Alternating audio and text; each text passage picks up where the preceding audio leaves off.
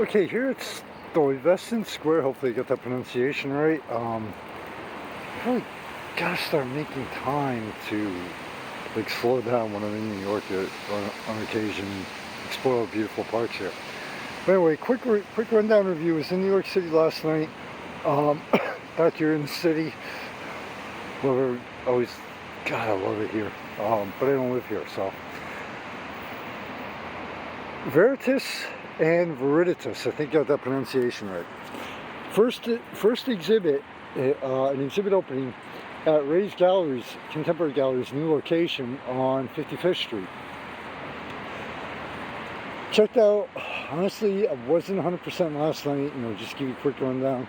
So if the review wasn't the usual, the photos aren't the usual, realized that forgot that stress can really play hell on your body. But this was, I loved it. I'll get into the review of Ray's Galleries for another review.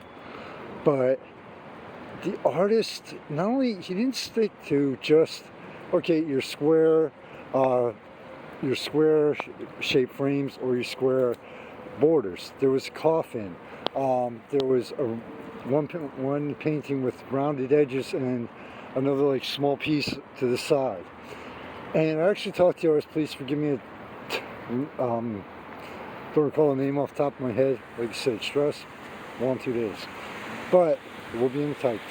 Check the type part.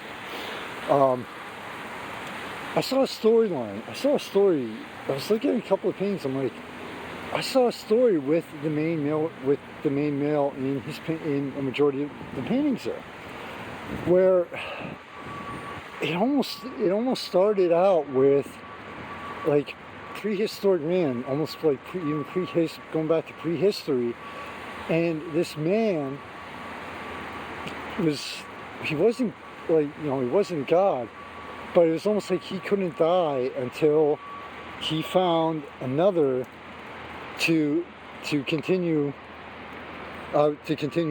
observing, almost like he was placed on Earth to observe, to just stand back, observe, occasionally interact life and the passing of time.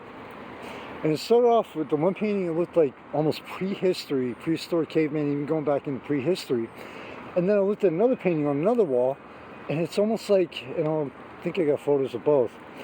It's almost like he did find he was in a cave, or like a dark barren wasteland, and there's a woman walking towards him, where it's almost like she's walking towards him like, your time is over, now you can rest, now it's my turn. It's time, basically, and I fucking loved it. Seeing that story in several paintings. I had a chance to speak with the artist, and he's like, I said, sorry if it's a weird interpretation. It's like, it's art, there are no weird interpretations. And then he explained, myself and somebody else there, he said that, and I loved the way he did this, because I actually did this with 2 of my poems in my first book, A Dream in the Night, The Ghosts and Soul Shadows Wraith in the Night, the poems, where, just in a different way, where he's like, he says, I didn't show the man's face because I wanted everybody to picture themselves in that photo, and almost like, this is part of my life too. I've experienced something like this. That is one of the few artists I've seen to actually explain that and to do that effect. And trust me, the list is long for art exhibits, art expos, and art shows dating back 10 years. So that coverage list is very long. Loved it. Now, here's one of the drawbacks to the exhibit. Unless you're pretty much in New York City during the day, Monday through Friday, you'll have to check out what they call the virtual, which is actually just an online viewing.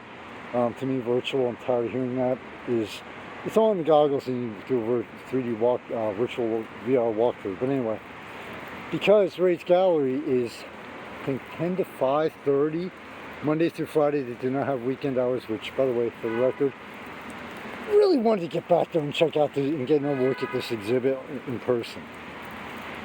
Vanitas and Viriditas. If you're in New York City, Monday through Friday, between I think 10 and 5:30, stop by Ray's Gallery on 55th Street. It's on the 5th floor. Look up the exact address, blanking on it. You gotta see this exhibit. It's probably that I remember. Again, the list is probably 1,000, if not more. Easily my top 5 list of best exhibits I've ever experienced and best artists I've ever experienced, honestly. We're talking Lehigh Valley, Philadelphia, New York City, a growing list, and everything from local gallery and exhibit openings all the way up to affordable art fair and NYC and the Art Expo NYC. So if you can't do it in person, please check out his work and check out the exhibit online.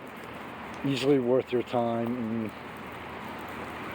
you know, I don't like to usually give my own interpretation, but try and look at it from different angles and what you see and experience. It's what art's for.